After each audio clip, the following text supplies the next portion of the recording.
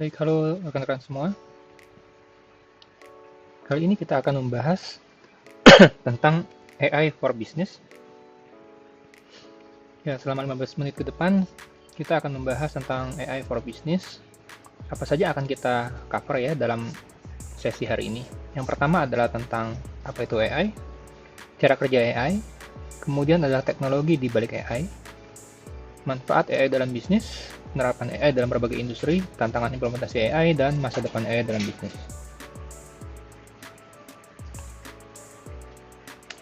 Baik,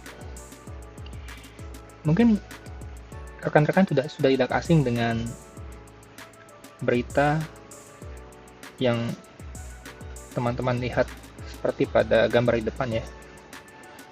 Tahun 97 kita dihebohkan di mana seorang pecatur tingkat dunia dikalahkan oleh sebuah komputer yang diberi nama Deep Blue.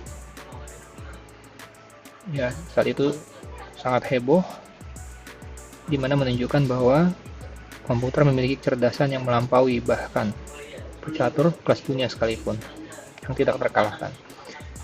Kemudian di tahun 2015 kita juga mendengar suatu informasi tentang autonomous vehicle ya, di mana Tesla melahirkan suatu kendaraan yang bisa berjalan sendiri ya di sini.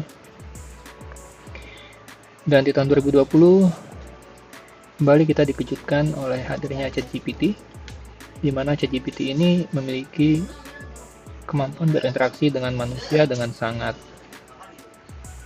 luas ya, seperti kita berbicara dengan manusia seperti itu. Dia bisa menjawab banyak hal yang bahkan manusia sulit untuk menjawabnya.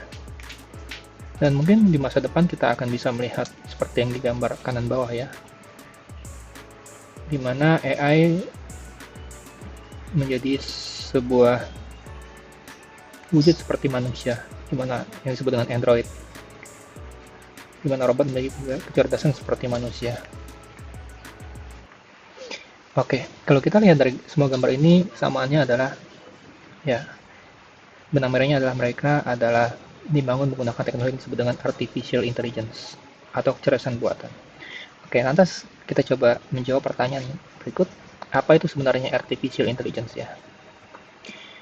Oke, AI bahasa sederhananya adalah kecerdasan buatan ya, sesuai dengan definisi terminologinya, artificial buatan, intelligence adalah kecerdasan, yaitu bagaimana kita bisa membuat mesin ya atau komputer atau program memiliki kecerdasan yang meniru kecerdasan manusia. Oke, itu saja ya. Apapun caranya, selama kita bisa membuat komputer atau mesin memiliki kecerdasan seperti manusia, itu masuk dalam kategori AI. Oke.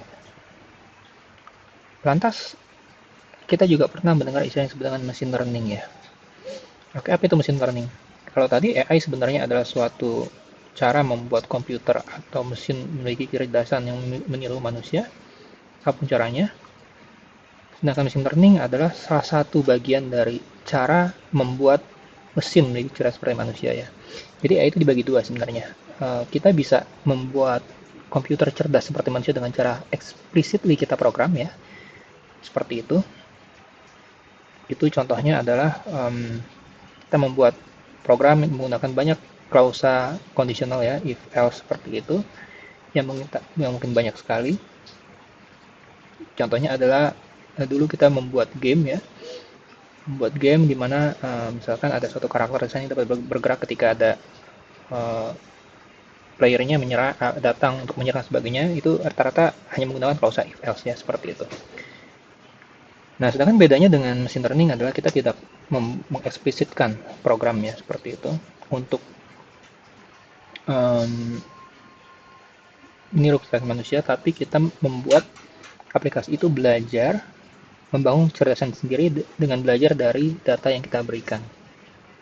Itu bedanya ya. Jadi machine learning, mesin yang belajar seperti itu.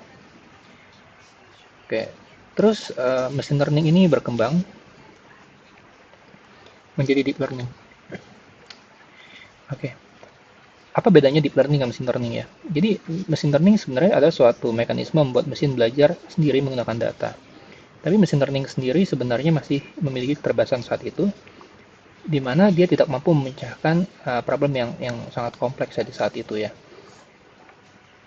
Nah, dengan algoritma yang ada saat itu seperti apa namanya, mungkin kita pernah dengar kayak decision tree gitu ya, random forest dan sebagainya, hanya masalah-masalah tertentu yang bisa dipecahkan, namun untuk masalah yang lebih kompleks tidak mampu dipecahkan. Dan itu juga sehubungan dengan teknologi atau kemampuan komputasi yang ada saat itu. Kemudian deep learning berkembang pada akhirnya, di mana dengan deep learning kita menciptakan mesin itu mampu belajar dengan lebih dalam, lebih baik seperti itu, dengan cara membuat struktur yang menyerupai neural network atau jaringan saraf manusia. Kata deep di sini berarti dalam, ya, seperti sekumpulan neurons atau tingkatan kedalaman jaringan saraf seperti itu yang dimiliki oleh manusia. Nah, dengan cara ini mesin bisa belajar dari data dan membuat permodelan kecerdasan yang tidak hanya linear, tapi mungkin bisa dibilang non-linear atau ya yang sangat kompleks ya, multidimensi, multilinear dan sebagainya, non-linear. Hal ini dimungkinkan dengan deep learning ini. Dan ini dimungkinkan kenapa? Sehubungan dengan komputasi pada saat ini sudah memungkinkan untuk melatih data yang sangat besar dengan waktu yang lebih cepat. Dan apa gunanya menggunakan AI pada bisnis? Ya, kalau kita lihat gambar di sini, bayangkan ya ini pabrik kendaraan. Biasanya dibutuhkan manusia yang sangat banyak untuk bisa membuat kendaraan seperti ini dengan jumlah yang besar ya pada suatu masa produksi. Tentu saja manusia bisa bekerja dalam waktu yang terbatas kan, dan bisa bekerja sepanjang hari. Nah, dengan AI kita bisa menciptakan suatu robotika atau robot yang memiliki kecerdasan yang bisa meniru atau mengotomasi tindakan manusia hingga dia bisa melakukan lebih akurat tanpa ada rasa lelah dan tanpa terbatas waktu, sehingga proses produksi bisa menjadi lebih banyak dan kualitasnya lebih baik. Nah, ini ada satu contoh. Yang lain-lainnya adalah dengan AI kita bisa membuat program ya, yang tanpa kita program secara eksplisit, dia belajar dari data dan dia mampu menganalisa data, melakukan prediksi, klasifikasi, dan melakukan otomasi tugas-tugas ya, seperti ini. Oke, terus bagaimana sebenarnya cara kerjanya mesin learning ya? Cara kerja mesin learning atau deep learning kurang lebih ya seperti ini. Jadi mesin learning itu belajar dari data, di mana menggunakan data dia akan membangun suatu model kecerdasan, model matematika sebenarnya seperti itu, di mana dengan data yang sangat banyak dan berulang-ulang, dia akan belajar suatu pattern fungsi matematika yang kompleks, sehingga apabila nanti kita latih dengan cukup banyak data, misalkan dia bisa mengenali mana buah yang berkualitas baik dengan buah yang tidak baik, seperti itu dari ratusan data, ribuan buah, sehingga nanti apabila dimasukkan data yang baru dia bisa memprediksi. Nah, itu kita dengan data yang sangat besar, kita lakukan pelatihan ya untuk dia melakukan learning ya, supervised learning di sini.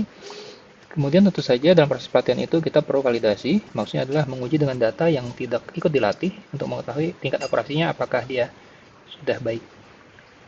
Nah, karena bisa jadi pada saat pelatihan dia menunjukkan matriks yang bagus, namun pada saat menggunakan data yang tidak disertai dalam pelatihan, matriksnya tidak baik. Nah, artinya validasinya kurang baik, kita harus improve lagi pelatihannya hingga mendapatkan validasi yang lebih baik. Dan apabila kita sudah memperoleh validasi yang lebih baik akurasinya, kita bisa implementasikan menggunakan model itu untuk melakukan suatu prediksi atau klasifikasi. Ya, sama misalkan yang digunakan untuk Tesla atau ChatGPT atau apapun AI sekarang, outputnya adalah model AI yang akhirnya digunakan untuk melakukan prediksi.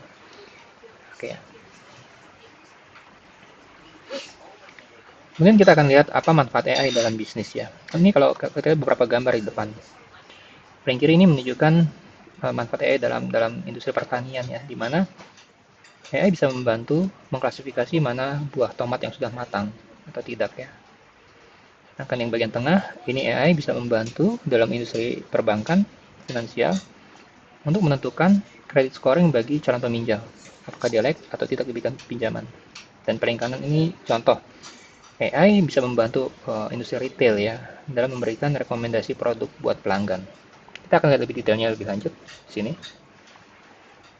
Ya, ini contoh penerapan dalam industri retail ya. Ini contohnya adalah diterapkan pada Amazon, di mana Amazon menggunakan di sini untuk personalisasi produk dan rekomendasi menggunakan apa, recommender engine algorithm ya. Atau dia juga menerapkan untuk voice shopping ya dengan Alexa. Di sini juga menggunakan NLP, Natural Language Processing ya, dan audio to text translation. Kemudian ada lagi Amazon Go ya, di mana seorang bisa belanja tanpa harus menunggu di kasir, cukup membawa barangnya dan langsung keluar. Di mana nanti ada kamera yang akan mendeteksi barang apa yang dibeli dan harganya berapa ya, menggunakan object detection-nya di sini. Oke. Ini contoh-contoh penerapan dalam industri retail. Ada lagi dalam industri kesehatan. Ini lazim digunakan sebagai contoh di sini bagaimana AI bisa membantu mendeteksi penyakit jantung ya atau kardiovaskular berdasarkan foto jantung begitu. Jadi dengan menggunakan data yang sangat banyak, AI membangun suatu model untuk memetakan mana jantung yang sehat, mana jantung yang mungkin memiliki penyakit kardiovaskular. Dengan model itu nanti ketika diberikan foto-foto baru dari suatu pasien baru, maka dia bisa memprediksi, mengklasifikasi apakah pasien itu memiliki kardiovaskular disease atau tidak. Nah, contoh lainnya adalah dalam industri keuangan di sini kita lihat di mana AI bisa membantu ya untuk melakukan apa nih? Melakukan fraud detection ya. Ini digunakan oleh software yang namanya Abacus misalkan di sini dengan AI teknologi, di mana dia bisa membantu mendeteksi anomali dalam suatu transaksi secara real time ya. Dengan cara apa? Dan menggunakan algoritma logistic regression, di mana nanti di sini AI akan membangun satu model di mana dia bisa membedakan apakah transaksi ini transaksi yang wajar atau tidak wajar seperti itu. Oke. Oke, itu adalah manfaatnya. Namun apa tantangan yang dihadapi dalam implementasi AI ya? Yang pertama, mungkin yang dihadapi adalah pertama, biaya implementasi AI ini lumayan tinggi ya. Karena untuk membangun suatu AI model itu membutuhkan data yang sangat besar, di mana proses mengumpulkan data ini juga tidak mudah ya. Dan membutuhkan suatu proses data preparation yang membutuhkan sumber daya manusia juga.